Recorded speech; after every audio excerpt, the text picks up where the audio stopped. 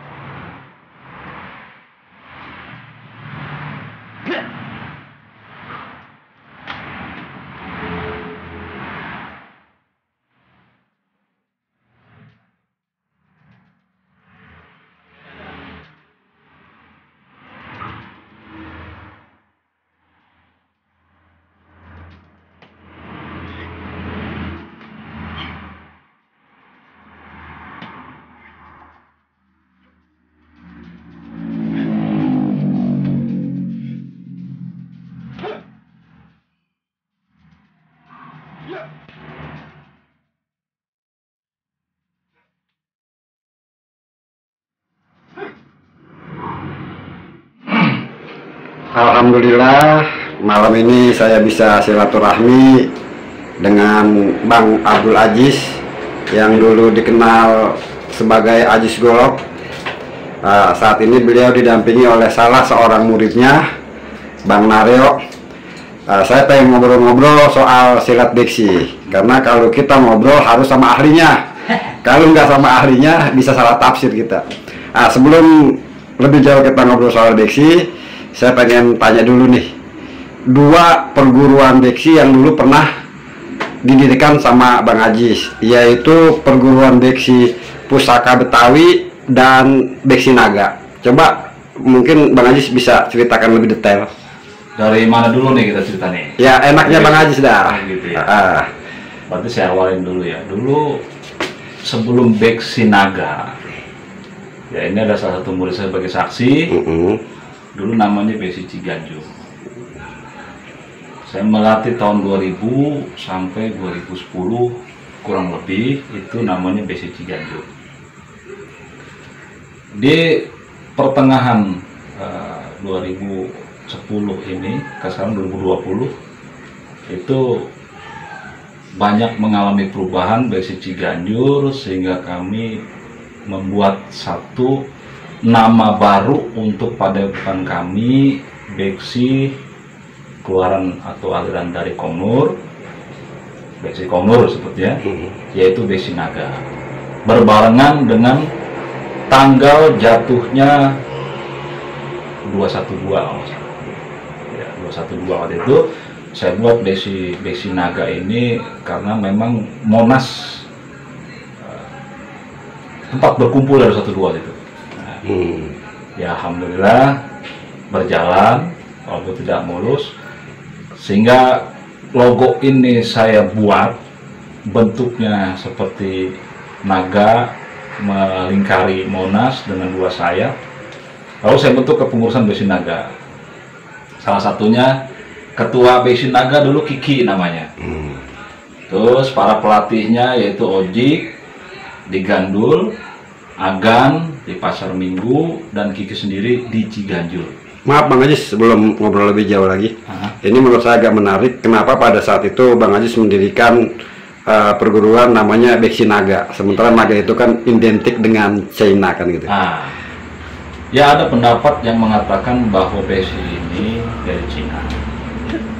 Walaupun ada yang berpendapat bahwa Beksi ini guru asalnya bukan Cina. Ya di Cengok. Ya, padahal oleh Cengok ini pernah belajar sama Ki Jidan.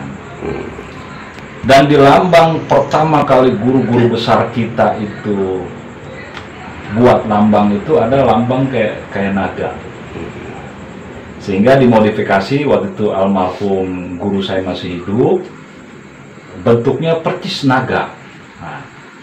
Saya tidak mau melanggar daripada aturan guru, saya tidak bisa melengkapi lambang itu, Saya cuma karena saya merasa saya paling bodoh lah di beksi ya, paling kurang paham, kurang ngerti. Saya ambil satu lambang naganya aja. Sayapnya itu saya ambil dari 2 sayap angsa. Nah, angsa yang turun ke bawah itu saya ambil, lalu saya namakan beksi naga. Nah, diambil dari lambang dasar pertama guru-guru besar itu buat. Dulu BKRI, Beksi Kotek Ronce Indonesia. Ada lambang, tahu semua. Nah ini saya ambil cuma naganya sama. Karena saya hidup di Jakarta, pada satu Jakarta luar biasa ramainya di 212, maka saya ambil Monasnya sebagai simbol bahwa saya orang Jakarta. Kebetulan saya dapat beksi ini pun di Jakarta, saya ambil lambang Monasnya. Saya gabungin dengan makna tertentu sehingga jadilah beksi naga. Singkat cerita daripada tadi yang saya kasih tahu, ketuanya saya tunjuk Kiki. Musyawarah waktu itu di rumah kontrakan Agan, bukan kontrakan Agan, jadi ada orang yang percayakan Agan yang untuk jaga kontrakan itu saya bentuk satu pengurusan. Ketuanya beksi ini adalah naga ini adalah Kiki, pelatihnya Ojik daerah Gandul, Agan daerah Pasar Minggu, dan Kiki sendiri di daerah Ciganjur.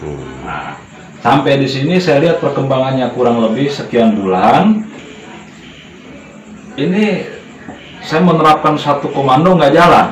Nah, lalu saya berdialog dengan guru spiritual agama saya, ya, bahwa hendaklah membuat lambang baru yang tidak ada naganya. Alasannya kenapa? Ya mungkin saudara-saudara yang lebih paham ilmunya akan lebih tahu. Nah, makanya saya buatlah tanggal 28 Maret 2019 berdirilah lambang baru yang saya beri nama Beksi Pusaka Betawi. Pusaka Betawinya golok. Nah, ini karena identik orang Betawi itu megang golok, jadi saya anggap pusakanya golok dengan lambang kepala elang seperti elang ponik. Terus sayapnya saya ambil ya dari paduan. Sayap angsa yang putih, terus elang yang hitam. Ya, karena kita orang beksi ini kalau ceritakan panjang sekali pengalamannya, panjang sekali apanya ya, perjalanan enak, getir, pahitnya. Saya pribadi merasakan begitu, apalagi abang-abang kita, Bang Jamil yang di Jakarta ini, masya Allah luar biasa semangatnya di beksi.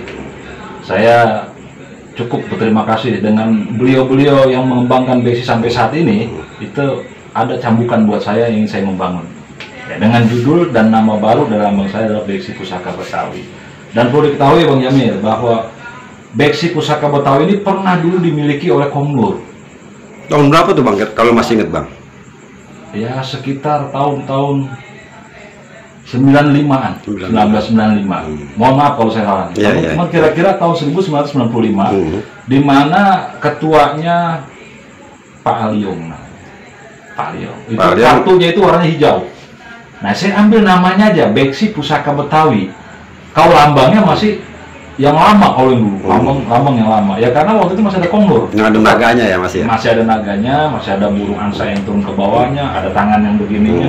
Ya, saya anggap itu emang kalau masih ada Kong Nur, saya akan pakai itu.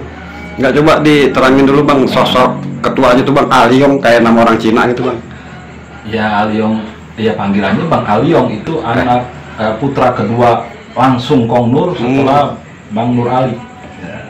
Dia ketuanya. Jadi anaknya Kong Nur ketua. Berarti itu nama poyokan kali Bang ya, Aliong ya? Iya Bang Aliong nama poyokan. Namanya mah Ali gitu kali ya. Nama aslinya Ali. Ali. Mungkin karena jago silat. Ya bisa. Enggak ya, orangnya ganteng dia tuh. Iya. Orangnya ganteng dia Cina. Makanya orang Betawi kan detek begini Pak. Kalau dia mirip sipit panggil encek gitu. Mungkin kalau zaman dulu manggil teroncek karena beliau jawara juga, jago juga. Ya saya akuin hebat sekali Bang tangkapannya itu. Saya pernah juga diajarin bagaimana nangkap dan sodoknya itu cepet.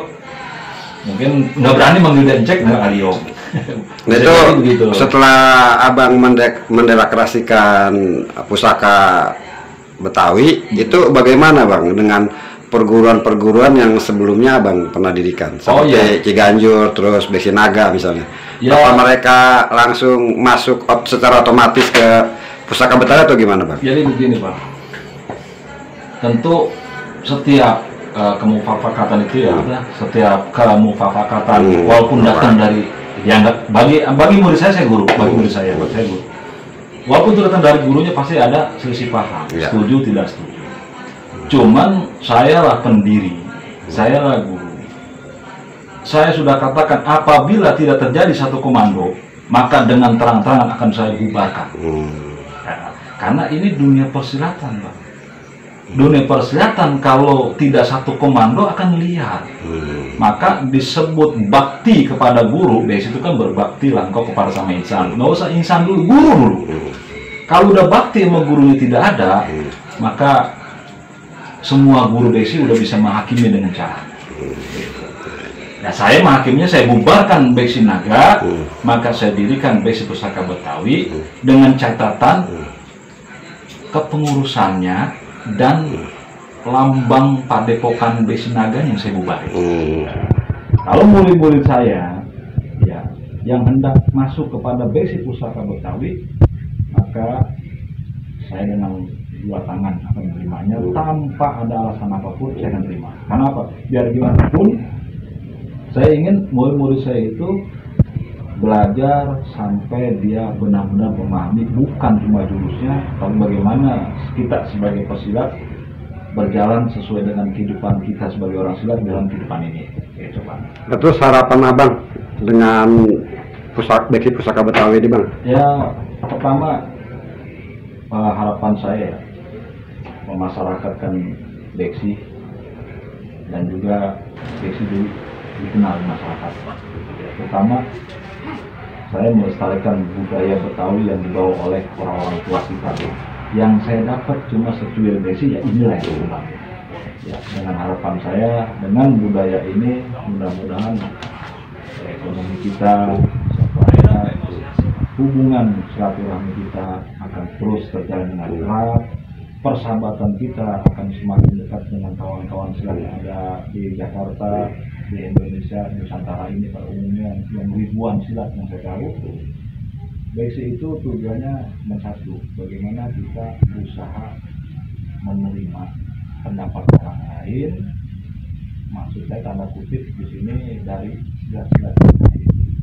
Biar Beksi ini adalah satu contoh mau menerima setiap pendapat dari silat yang lain, agar supaya Beksi ini tetap dikenal oleh silat-silat lain adalah sebagai silat yang beradab, kuat, tangguh, dan cepat.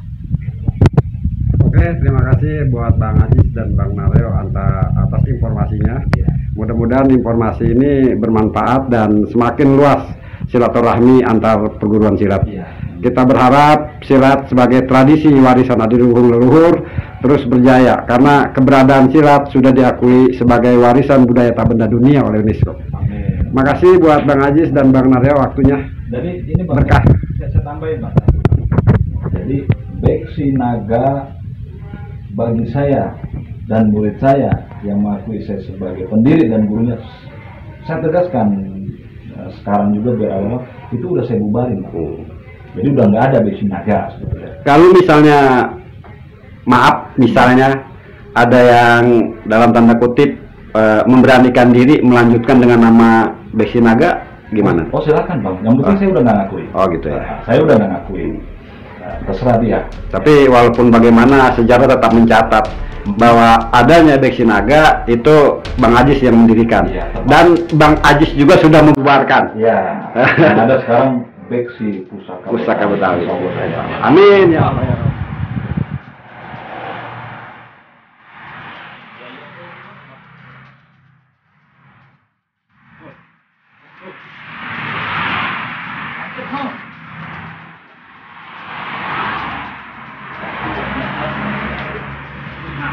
Hey,